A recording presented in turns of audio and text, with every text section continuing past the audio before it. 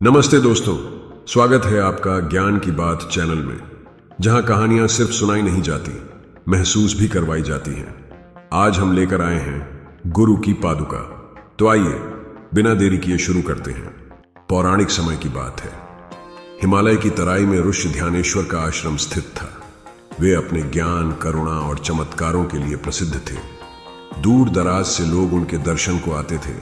कोई रोग से मुक्ति चाहता, कोई मन की शांति। कहा जाता था कि जो ध्यानेश्वर के द्वार पर आता है वह खाली हाथ नहीं लौटता।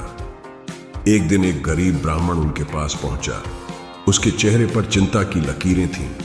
उसने विनम्र स्वर में कहा, गुरुदेव, मेरी बेटी विवाह योग्य है, परंतु मेरे पास कोई धन नहीं। कृपा करें, कुछ मदद दें ताकि उसका भविष्य संवर जाए।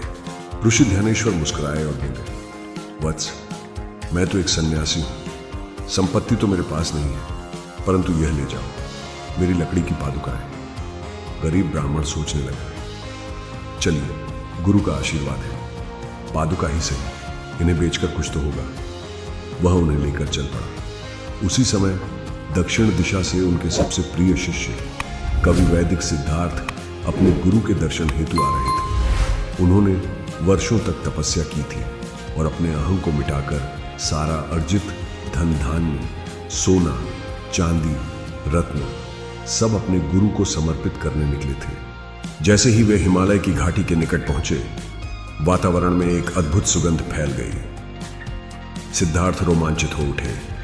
यह मेरे गुरु की गंध है, मेरे ध्यानेश्वर यहीं आसपास है। उनके नेत्र नम हो उठे। थोड़ी दूर आगे एक थका हुआ ब्राह्मण आता दिखा। उसके कंधे पर कपड़े की थैली थी जिसमें कुछ लकड़ी की वस्तु झलक रही थी। सिद्धार्थ को उस थैली से वही दिव्य गंध आई। वे व्याकुल हो उठे। बोले, भद्र, तेरे पास क्या है? यह सुगंध मेरे गुरु की पवित्र आभा जैसी है। ब्राह्मण बोला, महाशय, ये तो ऋषि ध्यानेश्वर की पादुकाएं हैं, उन्होंने ही मुझे दी हैं।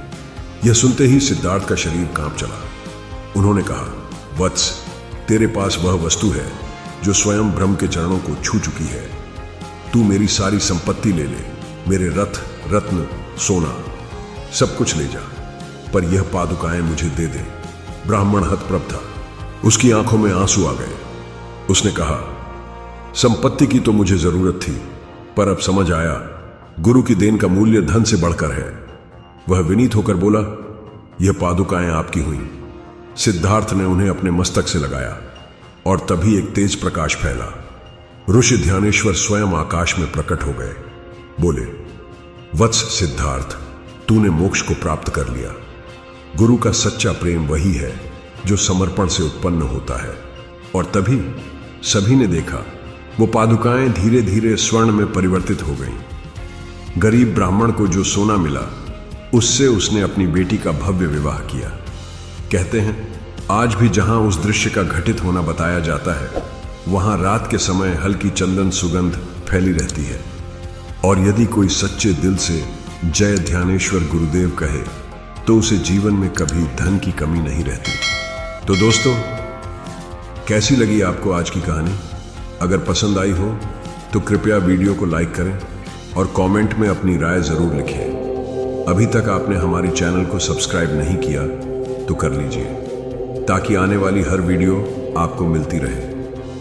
नमस्कार, धन्यवाद।